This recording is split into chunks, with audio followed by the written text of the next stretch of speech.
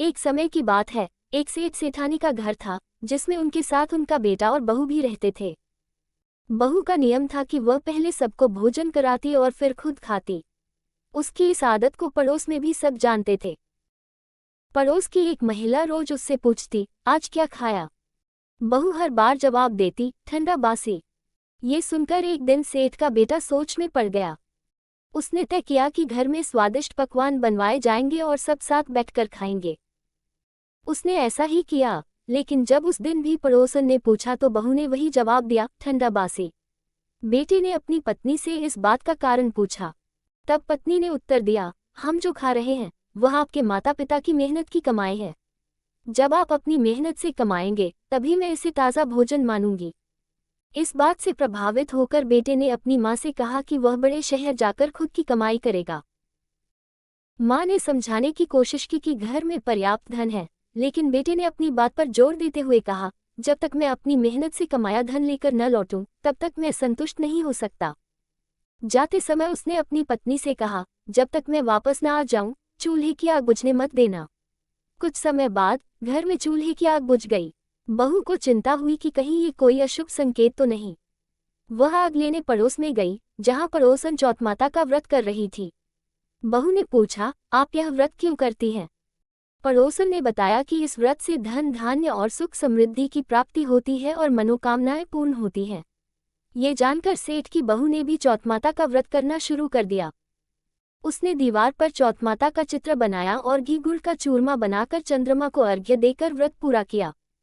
उसने पूरे विश्वास और श्रद्धा के साथ यह व्रत कई दिनों तक किया। चौथमाता की कृपा से उसके पति को एक दिन सपना आया।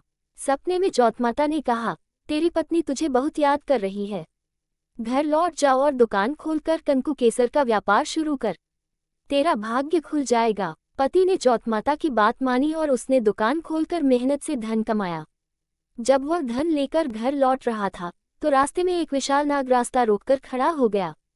नाग ने कहा, तेरी आयु पूरी हो गई है, अब मैं तुझे डसूंगा। पति ने नाग से विनती की, मुझे एक बार घर जाकर अपनी पत्नी से मिल लेने दो, मैं लौट कर आऊंगा। नाग ने वचन लेकर उसे जाने दिया।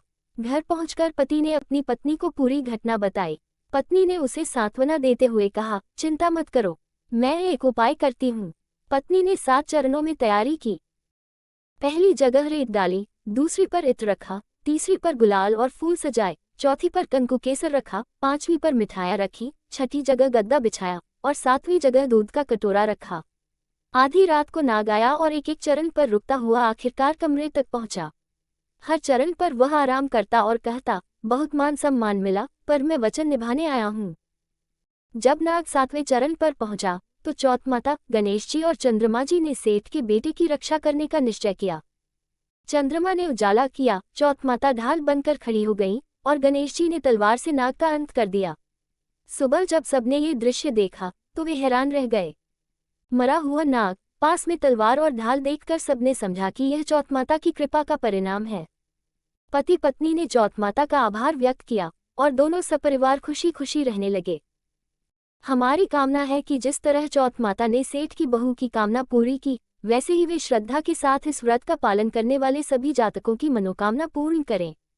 चौथमाता की जय।